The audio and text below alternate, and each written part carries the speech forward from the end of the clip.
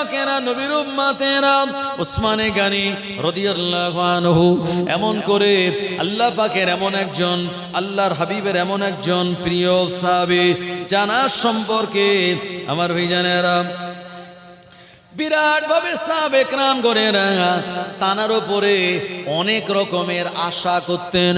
উসমানে গানি রাদিয়াল্লাহু আনহুর কাছে যখন কোনো অভাবগ্রস্ত মানুষেরা যেতেন, আমার ভাইজানেরা ইসলামী কোষাগার থেকে না দিয়ে তিনি নিজের আপনার পারিবারিক যে সম্পত্তি এখান থেকে তিনি দান করে দিতেন। জোরে বলুন সুবহানাল্লাহ। ও নবীর উম্মত উম্মতানিরা তার জীবনের ভিতরে বর্ণিত হয়েছে উসমানে গানির কাছে মাঝে মাঝে আমলারা মানে অন্যান্য গভর্নরেরা যখন আপনার বিভিন্ন ব্যাপারে পরামর্শ করার জন্য যেতেন, উসমানে গানি রাদিয়াল্লাহু আনহু দিনের বেলায় তানাদের যাওয়ার জন্য বলতেন। কেন বলতেন? উসমানে গানি বলতেন রাতের অন্ধকারে আসলে আমাকে বাতি জ্বালাতে হবে, রাতের অন্ধকারে আসলে আমাকে ইসলামী কোষাগারের সম্পদ খরচ করা লাগবে। ও মুসলিম দেশগুলির গভর্নর, তোমরা দিনের বেলা আমার কাছে এসে যুক্তি আর পরামর্শ করো। ও আমার ভাইজানেরা, উসমানে গানি রাদিয়াল্লাহু আনহু 1 তারিখে তিনি তানার আপনার ওই একটা লণ্ঠন জ্বালিয়ে আর তানার পুরো আরব সাম্রাজ্যের শাসন ব্যবস্থা পরিচালনা করার জন্য কি সব তিনি লেখালেখি করতেছিলেন। এমন সময় একজন মানুষ গেল তানার ব্যক্তিগত প্রয়োজনে উসমানে গানি রাদিয়াল্লাহু আনহুকে সালাম দিলেন। উসমানে গানি তানাকে আসার অনুমতি দিলেন। এমন সময় ওই মানুষটা লক্ষ্য করলেন উসমানে গানি যে বাতি জ্বালিয়ে আপনার লেখালেখি করতেছিলেন, এ বাতিটা নিভিয়ে দিয়ে পাশে থাকা আরেকটা বাতি তিনি জ্বালালেন। আল্লাহর ওই বান্দা জিজ্ঞাসা করে বললেন, ও উসমান, ও আমিরুল মুমিনিন, খলিফাতুল মুসলিমিন, আমি আসার পরে একটা বাতি নিভিয়ে দিয়ে অন্য বাতি আপনি কেন জ্বালালেন? উসমানে গানি বললেন, আল্লাহর বান্দা, আমি যে কাজ করছিলাম এটা হলো এমন করে আরব সাম্রাজ্যের কাজ, এটা হলো খেলাফতের কাজ, এটা হলো আপনার খেলাফত চালানোর ব্যাপারে নানান রকমের কাজ করব। এখন তুমি আমার কাছে এসেছো তোমার ব্যক্তিগত প্রয়োজনে, আমি উসমান চাই না তোমার ব্যক্তিগত কোনো কাজ আমি রাষ্ট্রের টাকা খরচ করে তেল পোড়াই। এ কারণে যে বাতিটা আমি এখন জ্বালালাম এটা আমার বাণিজ্য করে লভ্যাংশ টাকায় কেনা তেলের বাতি। এই বাতি জ্বালিয়ে এখন আমি তোমার সঙ্গে বাক্যলাপ করব। জোরে বলেন সুবহানাল্লাহ। ও নবীর উম্মত উম্মতানিরা, এমন ছিল তানার তাকওয়ার পরহেজগারিতা। উসমানে গানি রাদিয়াল্লাহু আনহু সম্পর্কে বলা হয়েছে, ও আমার ভাইজানেরা, খলিফা হওয়ার পর তিনি স্বাভাবিক সাদা সিধা জীবন যাপন করতেন। তানার ভিতরে কোনো বিলাসিতা ছিল না, তানার ভিতরে কোনো অহংকার ছিল না। ও আমার ভাইজানেরা, তিনি গোলামকে উঠে চড়িয়ে ওই গোলামকে উঠে চড়িয়ে উটের লাগাম ধরে টেনে টেনে মদিনায় শরীফে ঘুরে বেড়াতেন। জোরে বলুন আমার ভাইজানেরা। এই জন্য যারা নবীজির আদর্শে দেশ চালায় তাদের ভিতরে বিলাসিতা থাকে না আর আসে না। আপনারা দেখেছেন এই যে আফগানিস্তানের পররাষ্ট্রমন্ত্রী আমাদের ইন্ডিয়াতে এসেছিল না? হ্যাঁ, আফগানিস্তানের পররাষ্ট্রমন্ত্রী, তালিবানের সরকার আফগানিস্তানে চলছে। আমার ভাইজানেরা, যখন তারা এই তালিবান সরকার ক্ষমতায় আসলো তখন এদেশের মিডিয়ারা বিশাল বাজার গরম করেছিল। বলল, হ্যাঁ, আফগানিস্তান বেকার হয়ে গেল, ধ্বংস হয়ে গেল, তালিবানের হাতে ক্ষমতা চলে গেল, মেয়েদের আর স্বাধীনতা থাকবে না, এই হবে সেই হবে, নানান রকম কথা। যেহেতু মুসলিম দেশ তো ওদের বিরুদ্ধে বললে মুসলমানদের একটু বদনাম করতে সুবিধা হয়। এই জন্য তালিবানের ব্যাপারে বিরুদ্ধে, আফগানিস্তানের বিরুদ্ধে এদেশের মিডিয়ারা হদ্দ বলা বলেছিল না? বলেনি আমার ভাইজানেরা? কিন্তু দেখা গেল সেই তালিবানের সরকার বর্তমানে তারা ক্ষমতা এসে আমার ভাইজানেরা এমন সমৃদ্ধশালী দেশ তারা গঠন করলো, এই আফগানিস্তানের কাছে অন্য কোনো দেশ কোনো টাকা পায় না বা অন্য দেশ থেকে তারা ঋণও করেনি। শুধু তাই নয়, সেই দেশে সব থেকে দামি মশলা জাফরান, এই জাফরান সেখানে উৎপাদিত হয়। আর সেখানে আপনার উৎপাদিত হয় আপনার ওই যে আপনার যেটাকে বলে ওই যে লাল রঙের আপনার যেটাকে কি বলে, এটা কেশ বলে, কেশরী, এই যে কেশরী, কেশরী আর জাফরান এটা আফগানিস্তানে উৎপন্ন হয়। আমার ভাইজানেরা, এগুলি হলো এই মশলার জগতের সব থেকে দামি মশলা, এবং আফগানিস্তানে এমনভাবে তাদের অর্থনৈতিক পরিকাঠামোকে তারা চাঙ্গা করে তুলেছে। আমার ভাইজানেরা, তাদের জিডিপি চলছে প্লাস। আমার ভাইজানেরা, শুধু তাই নয়, এই আফগানিস্তানের সঙ্গে বর্তমানে আমাদের ইন্ডিয়া সরকার বিজনেসের রাস্তা পরিষ্কার করার জন্য সেই দেশের পররাষ্ট্রমন্ত্রীকে আমন্ত্রণ জানিয়েছিল। আর সেই দেশের পররাষ্ট্রমন্ত্রী আপনারা জানেন, তার নাম হচ্ছে মোল্লা আমির খান মোত্তাকি। মোল্লা আমির খান মোত্তাকি, মাথায় তানার কালো পাগড়ি আর মুখে তানার সুন্দর চাপদাড়ি। হ্যাঁ, আর এদেশে এসেছিল। এদেশে তানাকে ওয়েলকাম, স্বাগতম জানানো হলো। এদেশের বিদেশ মন্ত্রী তানার সঙ্গে সেখানে আলোচনা হলো। এরপরে আপনারা দেখেছিলেন উত্তরপ্রদেশে যে দেওবন্দ মাদ্রাসা আছে, ওই দেওবন্দ মাদ্রাসাতে সে ভিজিট করেছিলেন, তিনি ভিজিট করেছিলেন। এবং যে আপনার ওই ইউপি যেখানকার যোগীর প্রশাসনেরা তানাকে গার্ড অফ অনার দিয়ে আমার ভাইজানেরা তানাকে স্বাগতম আর তারা নির্ধারিত জায়গায় পৌঁছে দিয়েছিলেন। আমার ভাইজানেরা, সুতরাং আজকে যাদের খারাপ বলা হচ্ছে, কালকে তারা কোন অবস্থাতে চলে যাবে এটা আল্লাহ ছাড়া কেউ জানে না। তাই বিলাসিতা যদি আমাদের ভিতরে না থাকে, যদি আমরা কর্মঠ হই, যদি আমরা মনে করি সকালবেলা ঘুমিয়ে না থেকে সকালবেলা ফজরের নামাজ পড়ে ফাইজা কুদিয়াতিস সালাতু ফান্তাশিরু ফিল আরদি, এই আয়াতের উপরে আমল করে আমরা ময়দানে বেরিয়ে যাব, আমরা মাঠে খাটাখাটনি করব, ব্যবসা বিজনেসে আমরা চলে যাব। আমার ভাইজানেরা, এই রকম ভাবে যদি আমরা কর্মঠ হই, তাহলে আমাদের সংসারে অভাব আর কিছু থাকবে ভাই? কিন্তু দেখা যায় আমরা কর্মঠ নাই। মুসলমানদের ঘরে একজন যদি ইনকাম করে আর তার পরিবারের ছেলে মেয়ে, বউ, মেয়ে, জামাই সবাই তাকিয়ে থাকে। কি একজন ইনকাম করে, সবাই তার ইনকাম খায়। তবে অন্য অন্য ধর্মে যেটা দেখা যায় যে তারা কিন্তু একজন ইনকাম করে না, সবাই ইনকাম করে আর সবাই মিলে আপনার পরিবারটাকে টেনে তুলতে চায়। এই জন্য ওপার থেকে যারা আসে আমার ভাইজানেরা, খুব তাড়াতাড়ি তারা মুসলমানদের থেকে আরো বেশি বড় লোক হয়। কেন হয়? কারণ সবাই তারা কাজকাম করে। তো আমাদের ঘরের মেয়েদেরকে আমি বাইরে গিয়ে কাজকাম করতে বলছি না, কিন্তু তারাও যদি চেষ্টা করে একটুখানি হাতের কাজ করে কিছু টাকা ইনকাম করে আপনার পরিবারের একটু হেল্প করবে, স্বামীর একটু পাশে দাঁড়াবে, দাঁড়াতে পারে কি পারে না? পারে তারা। আমার ভাইজানেরা, ও নবীর উম্মতেরা, ওসমানে গানি রাদিয়াল্লাহু আনহু সুন্দরভাবে তিনি তার রাষ্ট্র পরিচালনা করার জন্য আর গোটা আরব সাম্রাজ্যে আপনার ইসলামী আপনার অর্থনৈতিক পরিকাঠামোকে তিনি অনেক বেশি ডেভেলপ করেছিলেন। একদল মানুষের পছন্দ হলো না, ওসমানে গানি রাদিয়াল্লাহু আনহু তারা বিরুদ্ধে লেগে গেল।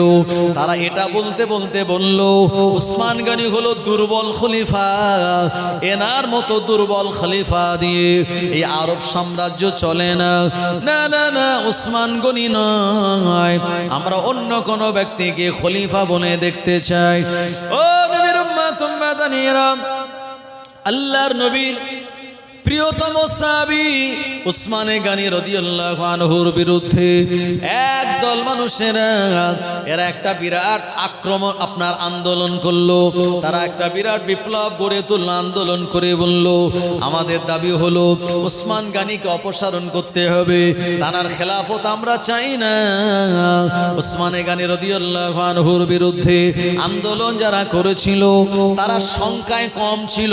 ওসমানে গানি তিনি চাইলে রাষ্ট্রীয়ভাবে সরকারিভাবে প্রশাসনকে দায়িত্ব দিয়ে ওদেরকে মেরে পিটিয়ে তাদের ঘরে ঢুকিয়ে দিতে পারত, কিন্তু না না না, ওসমান গনি রাদিয়াল্লাহু আনহু তিনি চান নাই আমার প্রশাসন দিয়ে কোন মুসলমানের উপরে আমি আঘাত করব।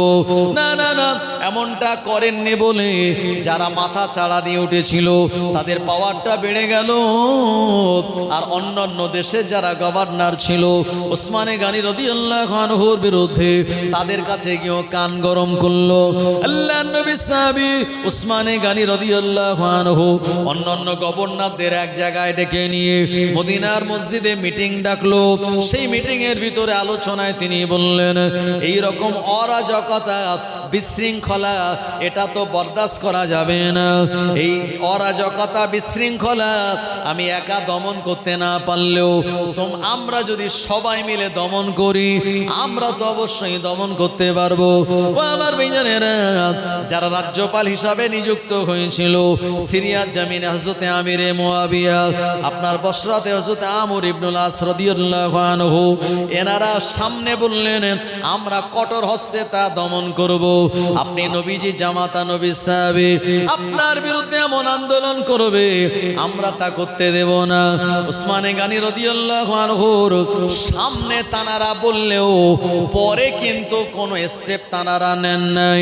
ও আমার ভাইজানেরা, এই কারণে বিদ্রোহী যারা তাদের সংখ্যাটা কম হওয়ার পরেও তাদের এমন বিদ্রোহ আপনার মানুষের কানে পৌঁছে গেল। মদিনা জমিনে একটা বিশৃঙ্খলা তৈরি হয়ে গেল। উসমানে গানী রাদিয়াল্লাহু আনহু তানার ঘরটা তারা অবরোধ করে ফেললো।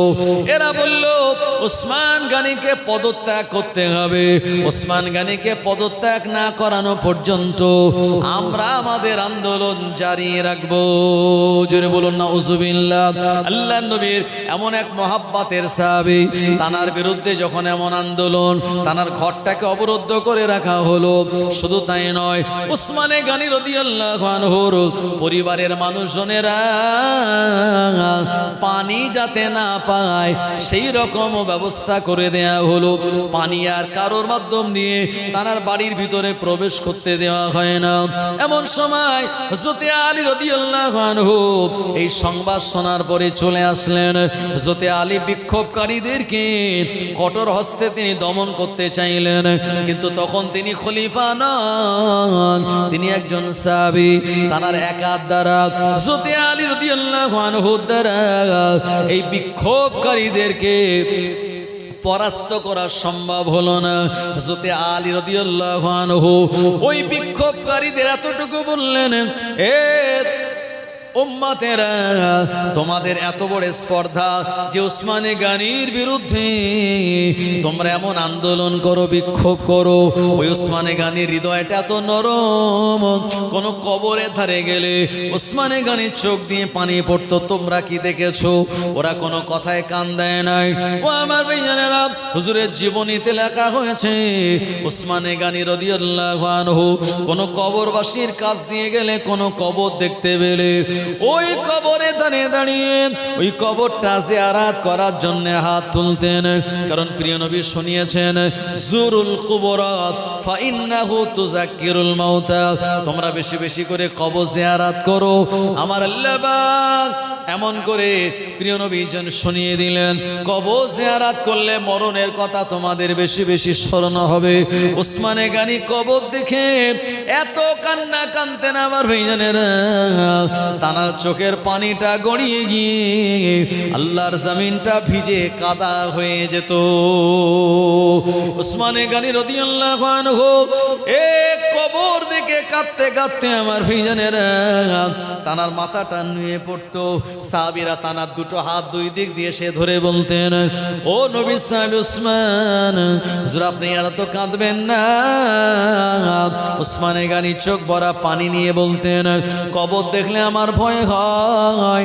এই কবরের ভিতরে আমি কেমন করে থাকবো, কেমন করে আমি কবরের হালাত কিয়ামত পর্যন্ত আমি কাটাবো। আমি উসমান, আমার ভয় হয় কবরের মাটি আমার সঙ্গে কেমন আচরণ করে। এ কারণে আমি উসমান বড় কান্নাকাটি করি।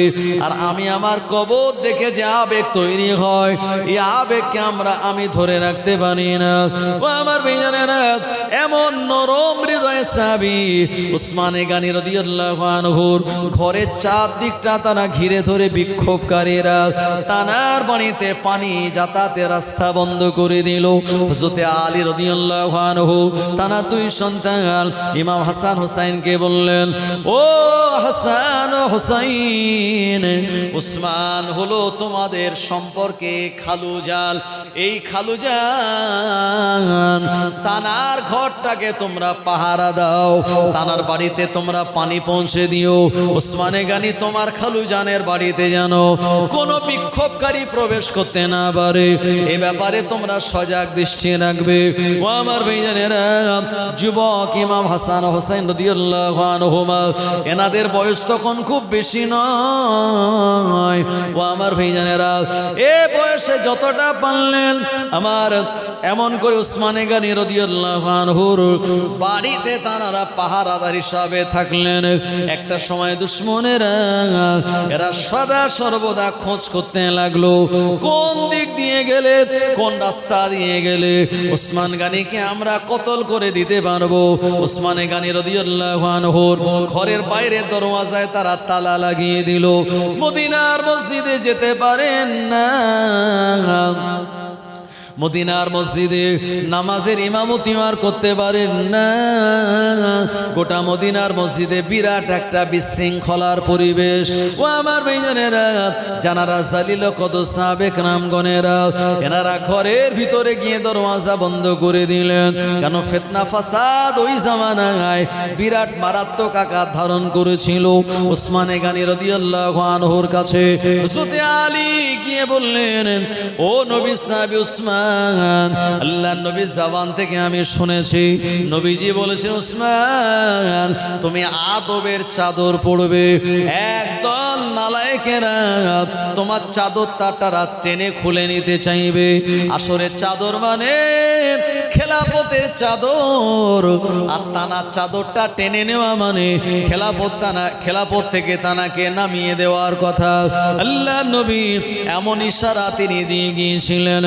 ও নবীর উম্মতেরা, উসমানে গানি রাদিয়াল্লাহু আনহু একদিন আপনার ফজরের নামাজের সময় ফজরের নামাজ কালাম আদায় করে তিনি তানার ঘরেতে কোরআন ও মাজিদ তেলাওয়াত করতেছিলেন। ও আমার ভাইজানেরা, শুধু কোরআন ও মাজিদ তেলাওয়াত নয়, হাদিসগুলি তিনি অধ্যয়ন করতেন। কারণ উসমানে গানি থেকে প্রিয় নবীর 146টা হাদিস বর্ণিত হয়েছে, মানে 146টা হাদিসের রাবি ছিলেন উসমানে গানি রাদিয়াল্লাহু আনহু। ও আমার ভাইজানেরা, তিনি যখন শাহাদাত বরণ করেন হিজরি ক্যালেন্ডারে তখন ছিল 35 হিজরি, জিলহজ মাসের 18 তারিখ। এই জিলহজ মাসের 18 তারিখটা ছিল শুক্রবার। ফজরের নামাজ তিনি তানার বাড়িতে আদায় করলেন 35 হিজরিতে।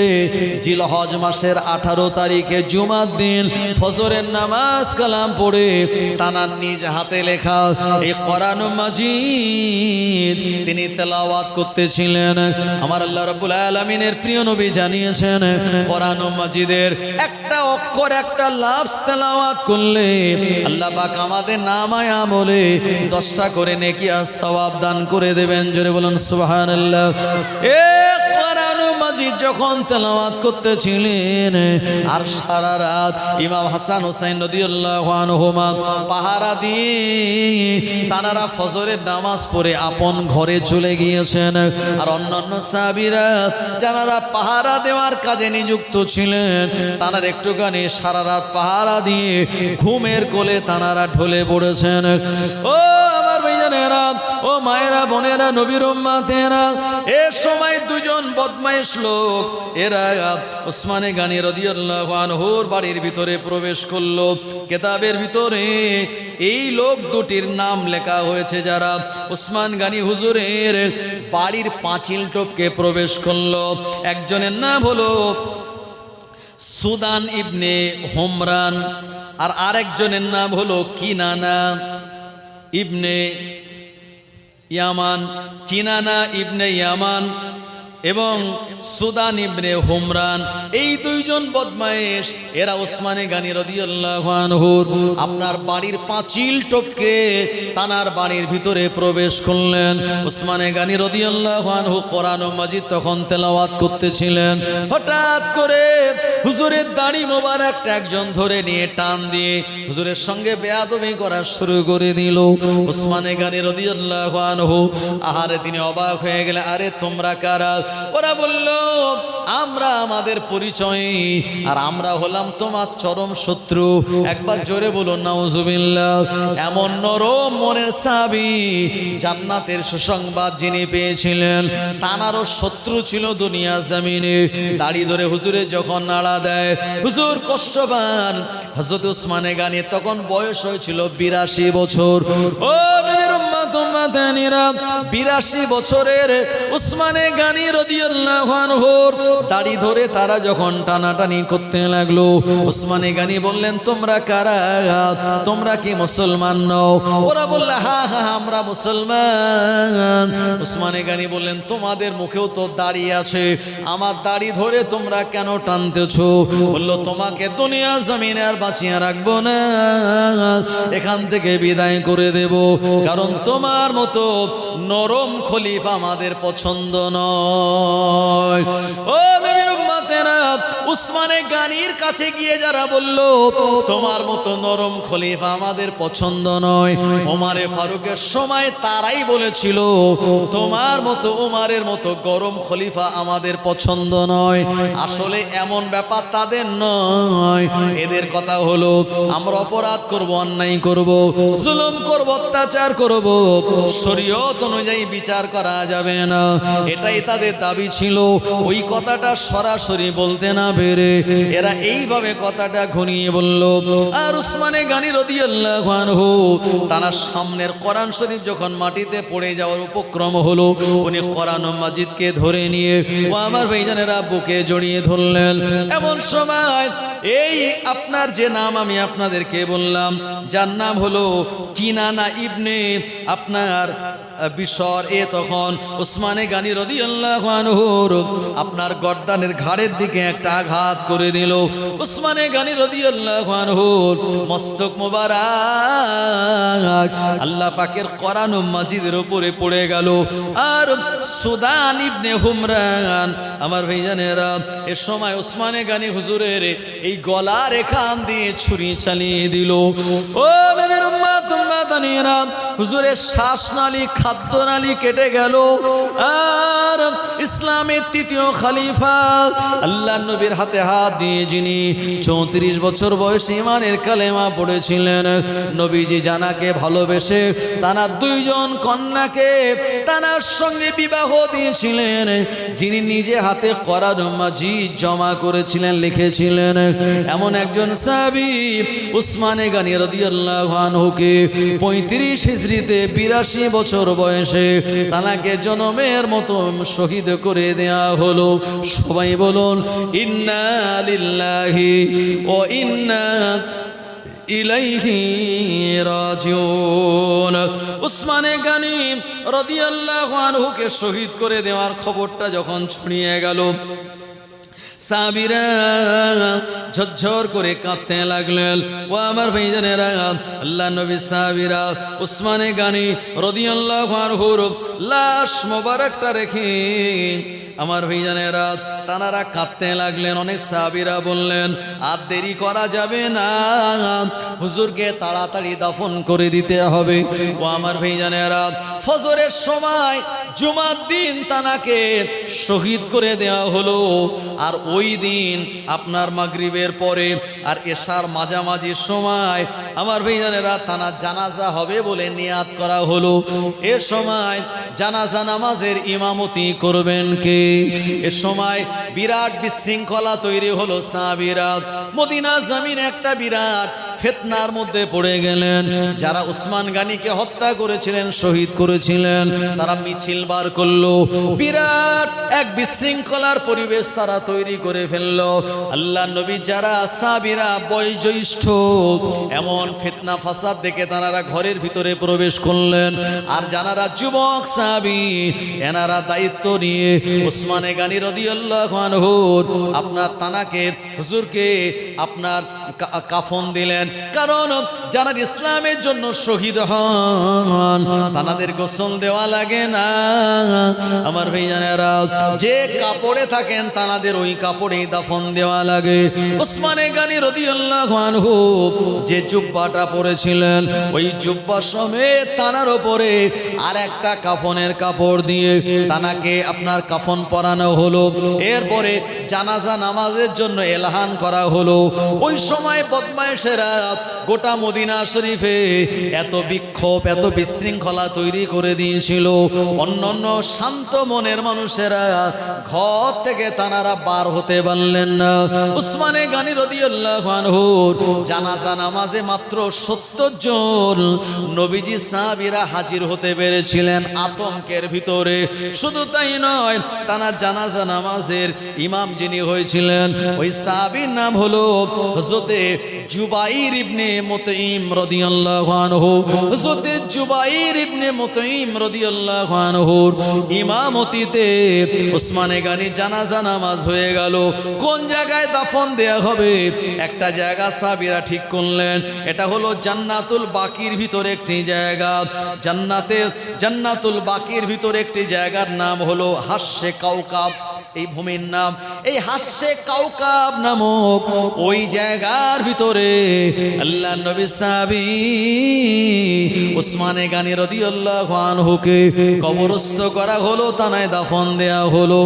ও নবীর উম্মতেরা, যারা কবরে নেমেছিলেন কবর থেকে ওঠার সময় ঝরঝর করে কাঁদতেছিলেন। আমরা এমন একজন সাহাবীকে দাফন দিয়ে আমরা কবর থেকে উঠে এসেছি যিনি আল্লাহর নবীর হাত থেকে জান্নাতের সার্টিফিকেট প্রাপ্ত সাহাবী। ও আমার ভাইজানেরা, আমি নিজে গিয়ে উসমানে গানী রাদিয়াল্লাহু আনহুর সেই মাজারটা জিয়ারত করেছি। ওখানে গেলে পরে চোখের পানি আপনি ধরে রাখতে পারবেন না। এই কথাগুলি আপনার মনে হবে। হাস্যে কাউকাব নামক জায়গা, এটি হলো জান্নাতুল বাকির ভিতরে হুজুরের মাজারটা, যেখানে চারিদিকে কালো পাথর দিয়ে ঘেরা, মাথার দিকে একটা পাথর দিয়ে উঁচু করা রয়েছে। ও জনেরা, যুবকেরা, বর্তমানে সৌদি রহাবি সরকারেরা আপনার ওই মদিনার মসজিদ, আপনার মদিনার জান্নাতুল বাকিতে কোনটা আম্মাজান ফাতেমার মাজার, কোনটা উসমান গানীর মাজার, কোনটা হযরত ইমাম হাসানের মাজার, কোনটা আবু হুরায়রা রাদিয়াল্লাহু আনহুর মাজার, কোন কোন সাহাবীর মাজার, এগুলি সব ভেঙে দিয়েছে। কোন নামের ফলক আর সে জায়গায় নাই। ও নবীর উম্মতেরা, কিন্তু আগে এগুলি সব ছোট ছোট মাজার করা ছিল। আব্দুল ওয়াহাব নজদির লোক, যারা ওয়াহাবী মতবাদের মানুষ, এরা শিরক বেদাত হবে এই ভয়ে মানুষকে এই কথা বলে গোটা জান্নাতুল বাকিতে সাহাবা একরামদের মাজারগুলিতে আপনার কোনো চিহ্ন নিশানা তারা রাখেনি। মানে চিহ্ন নিশানা বলতে খালি মাটিটা উঁচু হয়ে আছে। কোনটা কোন সাহাবীর মাজার বোঝার কোনো উপায় নাই। তবে আপনি কেতাবে যদি পড়াশোনা করে যান, উসমান গানী হুজুরের মাজার আপনি পেয়ে যাবেন। আমি প্রাণ ভরে জিয়ারত করলাম, আল্লাহ তাআলার কাছে দোয়া করেছি, আল্লাহ এমন একজন সাহাবীর মাজার আল্লাহ আমি এসে দাঁড়িয়েছি, জানাকে আপনি জানাত দিয়ে আপনি কোরআন মাজিদের খেদমত নিয়েছেন, জামিউল কোরআন, যিনি জান্নাতে সুসংবাদ প্রাপ্ত সাহাবী এবং নবীজির কাছ থেকে জিন্নুর রাইন তিনি উপাধি পেয়েছেন। ও নবীর উম্মতেরা, তানার দুইটো আখলাকের কথা আমি আপনাদেরকে বলবো। ওই দুটি আখলাক উসমানে গানীর ভিতরে ছিল, যেটা বড় বিশ্বাস হুজুর বলেছেন। ওই উসমানে গানীর দুটি আখলাক আমাদের ভিতরে থাকা দরকার, তা না হলে আমরা প্রকৃতপক্ষে মুমিন হতে পারবো না, প্রকৃতপক্ষে আল্লাহর নেক বান্দা বান্দি হতে পারবো না। উসমানে গানী হুজুরের দুটো আখলাক আমাদের সবার ভিতরে থাকা দরকার। এক নম্বর আখলাক হলো লজ্জা, হায়া। এই লজ্জা হায়া হলো ঈমানের অঙ্গ। আল্লাহর নবী বলেছেন, আল ঈমানু সাবউনা শুবাতান ফাআফদালুহা কাউলু লা ইলাহা ইল্লাল্লাহ ওয়া আদনাহা ইমাতাতুল আযানিত তরিক। নবীজি এরপরেই বলেছেন আল হায়াউ শুবাতুম মিনাল ঈমান, হায়া লজ্জা শরম হলো ঈমানের অংশ। যার ভিতরে হায়া লজ্জা আছে বুঝতে হবে লোকটা ঈমানদার, আর যার ভিতরে লজ্জা শরম বলতে কিচ্ছু নাই বুঝতে হবে ঈমানের অবস্থা খুবই খারাপ। নবীজি বললেন তোমরা ঈমানদার কখন? যখন দেখবে মোনাজাতে হাত তুলে তোমাদের চোখ দিয়ে পানি পড়বে, তখন তোমরা ঈমানদার প্রকৃত।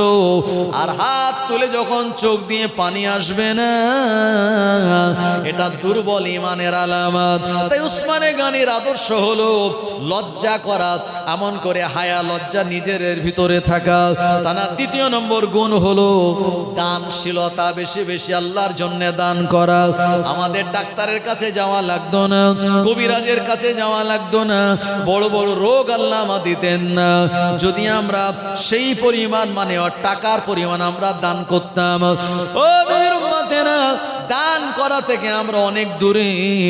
এই দানের হাত আমাদের অনেক কমে গিয়েছে, দানের হাত আমাদের ছোট হয়ে গিয়েছে বলে এই সমাজে দুনিয়ায় অনেক নতুন নতুন বিপদ আপদ রোগ মুসিবত আল্লাহ আমাদের উপরে দিয়ে দিয়েছেন।